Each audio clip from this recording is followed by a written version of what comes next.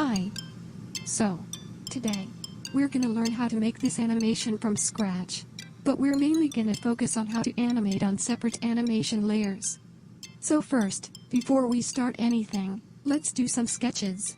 It is best to do multiple thumbnails to give yourself an idea what to do. The more, the better. And the more choices you can have. Once you decided on your favorite sketch or sketches, develop it. This following step is like creating a storyboard. It helps you visualize the action. Make a clean sketch, then a cleaner sketch. The cleaner, the better, to identify the drawings. Also, each drawing needs to be consistent with each other, in their size and volumes. During my storyboard phase, I made sure to put some arrows, to give an idea of the movements and directions of the animation. Make sure to draw parts you want to animate separately on different layers. The key being separate. Now, we'll actually start on the animation. Open another new file. This time, choose animation. I usually put the size as 1920 by 1080, the standard HD video size. And also, you can put the overflow frame as much as you want, but that part won't be seen if you export it as an animated file. But before we start on anything, make a new quick access set, and add new animation folder, new animation cell, onion skin enable, and the onion skin setting. They'll be a lot more easier and faster to access. Alternatively, you can create an auto action that includes both the new animation folder and the new animation cell. Also, on the vector eraser, go to Subtool Detail Palette and check the Erase on All layer box. It's gonna be useful for later. Now, copy and paste your storyboard sketches there. Align the drawings. It depends on how you want your animation to be like, but for this, the character remains in one place. Do an animation chart for your timing. Timings can vary depending on your movements.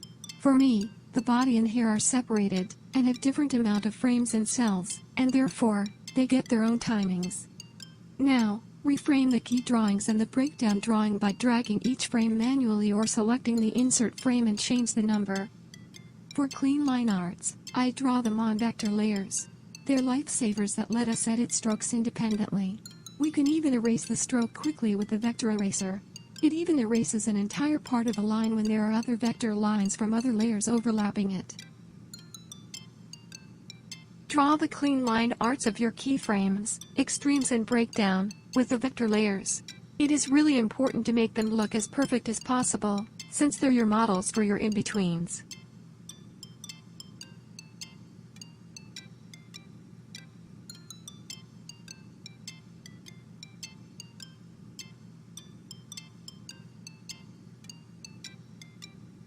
With the help of Light Table, draw your in-betweens. Do less to save time so that you can check on consistencies faster. Then, clean it with vector lines.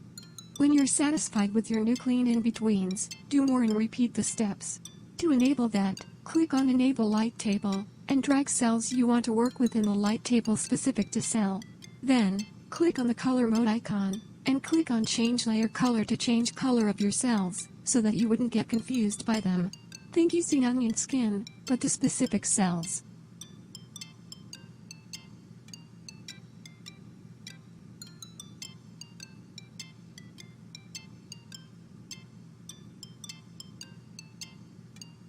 The object interaction here is optional, but still more or less relevant to animating on separate layers.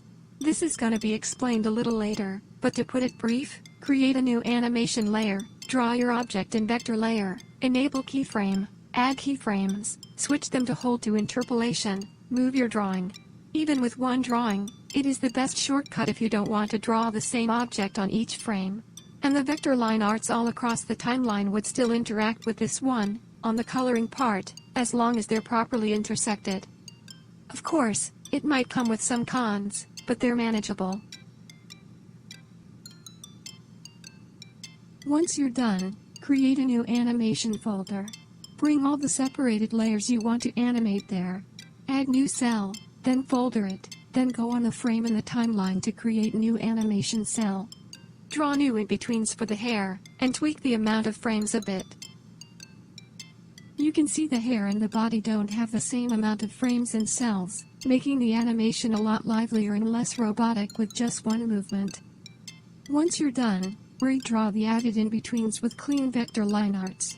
Once you're in the separated animation layer stage, always check select layers only in the insert frame or delete frame when you add or delete frames, so that it won't affect all the animation layers at once.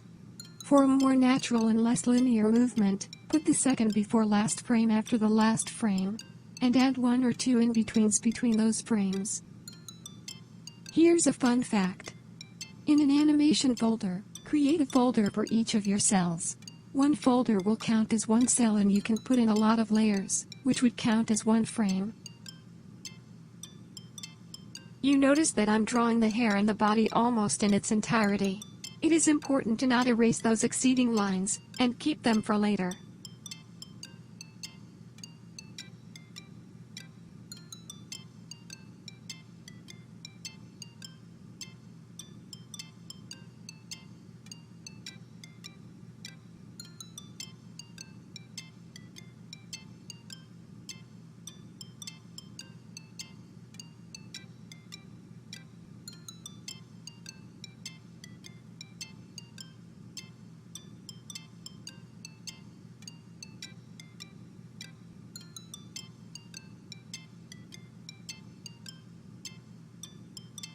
To clear up your light table, click on Deregister All Image from Light Table.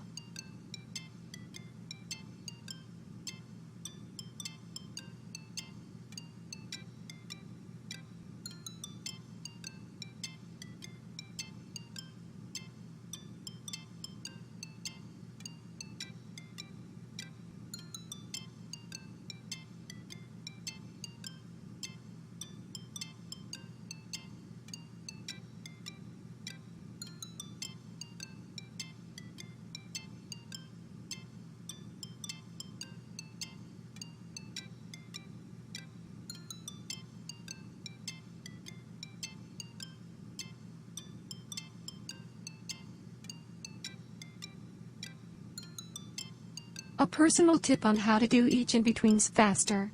Once you did the rough sketch of your in-between, use the light table, align it, the previous and next frame together. If the drawings from those frames seem to almost match, draw the clean line of your in-between almost immediately. If it's a bit too complex or you're uncertain, draw a new sketch of your in-between over your old one while on light table. Don't forget to take account on the drawing having the same volumes and size with each other.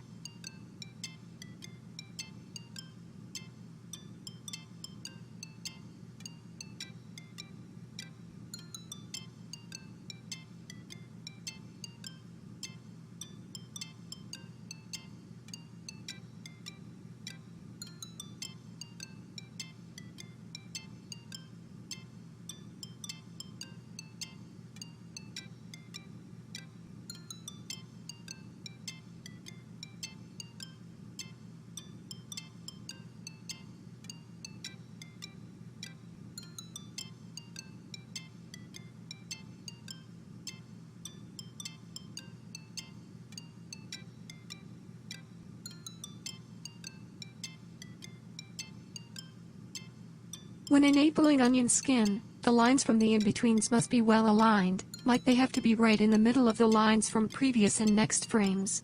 If they aren't, fix them. When correcting a vector layer, I use the Correct Line tool and then pinch or redraw vector line.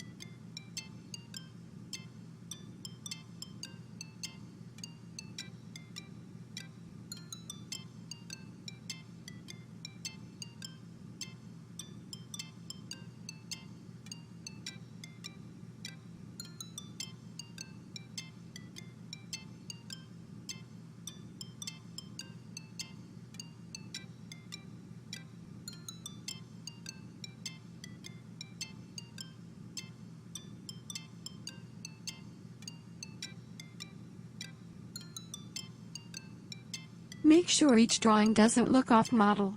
It is better off to use light table and have the keyframe be your model to redraw your frames.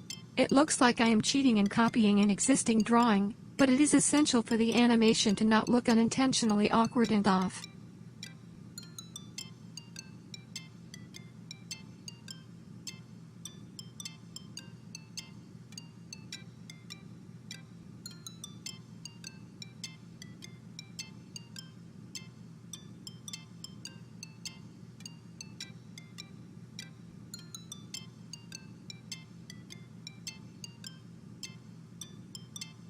Unfortunately, there is no way to merge directly animation folders as of now, so you have to do manual fixing and workaround. Luckily, the vector layer allows you to erase lines of a frame quickly even if the other vector layers are scattered across different animation folders.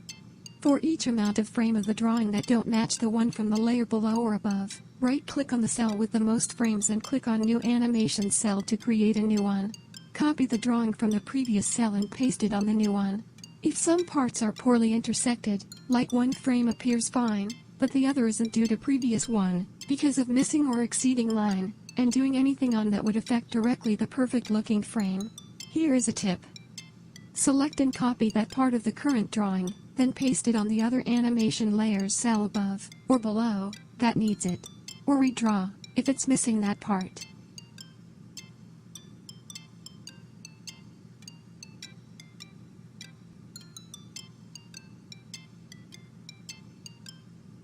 Like the hair, do the same thing with the eyes.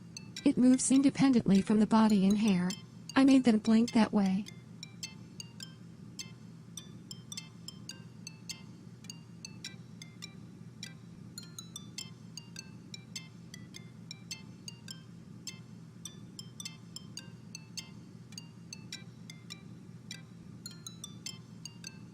Copy and paste the frame a few times in the timeline, and tweak the timing and frames a bit, so that the eyes blink naturally.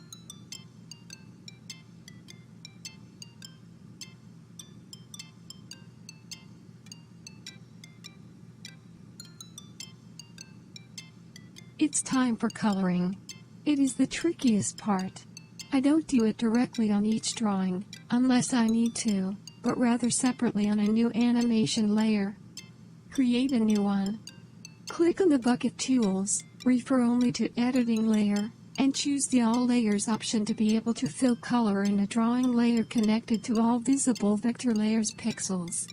Alternatively, you can choose the reference layer and choose all the layers folders you want to set as reference layer, but it takes a lot of times and is a lot more trickier. Make sure all of your lines are well connected to each other. Do your coloring on different layers in the same cell folder. Do the same thing on other cell folders until the animation is fully colored. Then, do some manual color erasing on spilled parts or paint on filled area. Make sure to make some layers temporarily invisible so that it won't distract you.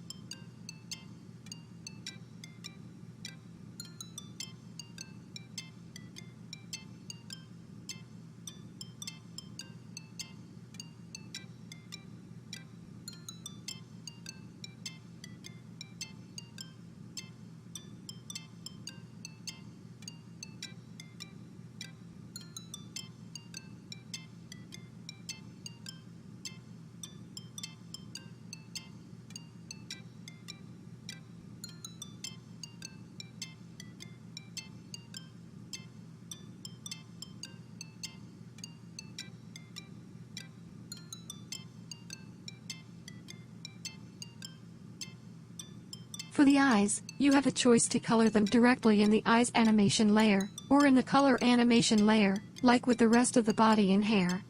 However, I did kinda both for specific places.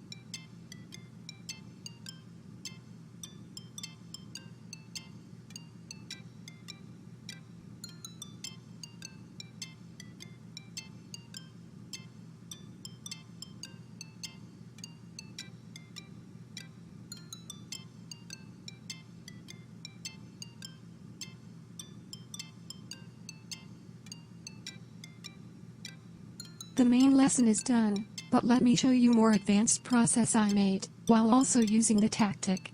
Things like backgrounds, object interaction, tweening, lighting and shading. I'm not going to cover those much in details, but you can see it for yourself.